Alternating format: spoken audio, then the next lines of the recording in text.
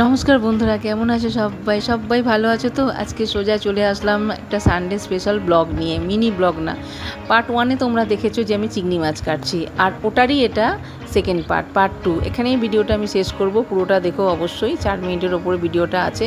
তো চিংড়ি মাছ বাড়ির থেকে নিয়েছিলাম, কর্তামশাই বললো চলো বাজারে যাই। বাজারে গিয়ে একটু পেঁয়াজ, শসা আর যেটা যেটা দরকার একটু কিনে টিনে নিলাম। আর বাড়িতে এসেই আমি একটু চানা মশলা মাখাতে বসে গেছি। জানো, এটা না আমার হাজব্যান্ড প্রচণ্ড ভালোবাসে। আর আমার হাজব্যান্ড এখন দোকানে কাজ করছে, দোকান আমার দোকান, দেখাচ্ছি তোমাদেরকে। তো আমি একটু টমেটো, শসা, তারপরে তোমার কি বলে পেঁয়াজ, ধনে পাতা, তারপরে একটু লেবু, এই সব দিয়ে একটা মানে কলা বের করে নিয়েছি, কি বলে ওটাকে, বীজ বের করে নিয়েছি ছোলাটাকে। হ্যাঁ, একটুখানি বিট নুন সব দিয়ে, একটু জিরের গুঁড়ো, ভাজা জিরের গুঁড়ো সব দিয়ে এটাকে মাখাবো।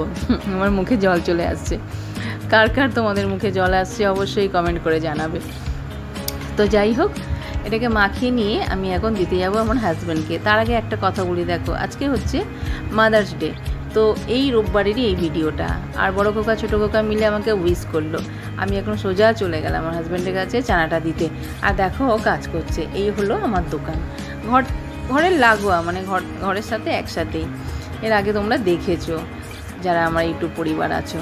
তো এই দোকানটা হচ্ছে আমার স্বপ্ন। এখানে আমার গার্মেন্টসের সাথে সাথে আমি কি করি বলো তো, ওই তোমার একটুখানি সেলাই, কাটিং সবই করি। এটা জানি, ছোটোবেলায় শিখেছিলাম, জানা ছিল, এখন গিয়ে কাজে লাগছে। যাই হোক, এই দোকানটাকে এখন আমি একটুখানি নিউ করে নেব পুজোর আগে, দেখতেও ভালো লাগে। আর ওরা যে আমাকে ক্যাডবেরিটা দিয়েছিল সেটা একটু টেস্ট করে দেখছি, প্রচণ্ড তিতো, ডার্ক। এই দেখো মাংসে জল ঢালছে, কিন্তু এটা পুরোটা নয়, বলছি তোমাদেরকে। মাদার্স ডে বলে আমার ছেলেও আমাকে উইশ করলো। সবথেকে বড় কথা, খুব ভালো লেগেছে আমার, ও আমাকে একটা চিঠি লিখে আমাকে এঁকে খুব সুন্দর করে উইশ করেছে ক্যাডবেরি দিয়ে। এটা তোমাদেরকে পরে শোনাবো আমি, এখন না। আর দেখো আবার দোকানে ছুটেছি, এই জল দিচ্ছি, এটা ওটা দিচ্ছি। রোদের মধ্যে টোটো পালাচ্ছে আমাকে দেখে, তার কারণ ওর পায়ে তো ব্যথা। আর হাম্বো এখন আমার কাছে একটু আদর না খেলে শুনবেই না। আর তোমাদেরকে বলছিলাম না যে একটু আগে পরে হবে, তো সেটা আমি তোমাদেরকে বলছি। এটা এখন আমি চিংড়ি মাছ দিয়ে একটুখানি গাঠি কচু আলুর তরকারি করবো। বাড়িতে সবাই ভালোবাসে, আমারও খুবই ভালো লাগে। আমি 300 গ্রাম চিংড়ি মাছ দিয়ে এই তরকারিটা করেছি, যাতে একটু বেশি করে চিংড়ি মাছ দিলে তরকারিটা স্বাদ হয়। একটা কথা বলি, আমার যতগুলো আমি ব্লগ ছাড়ি বা ভিডিও ছাড়ি, সবটাই না একটু আগে পরে হয়। প্লিজ, তোমরা তো আমার পরিবার, একটু মানিয়ে নিও। এই দেখো, এটাই তোমাদের দেখানোর কথা ছিল। এই যে এখন দেখছো মাংসটা কষাচ্ছি, অথচ আগে দেখেছো যে মাংসতে আমি জল ঢেলে দিয়েছি। যাই হোক, ভুল আমার হয়। আজ এই মানে ইউটিউবে ভিডিও আপলোড করানি না, লাইফে সব কিছুতেই আমার ভুল হয়। ভুল ছাড়া আমার কোনো কাজ কমপ্লিট হয় না। তো প্লিজ একটু ম্যানেজ করে নিও।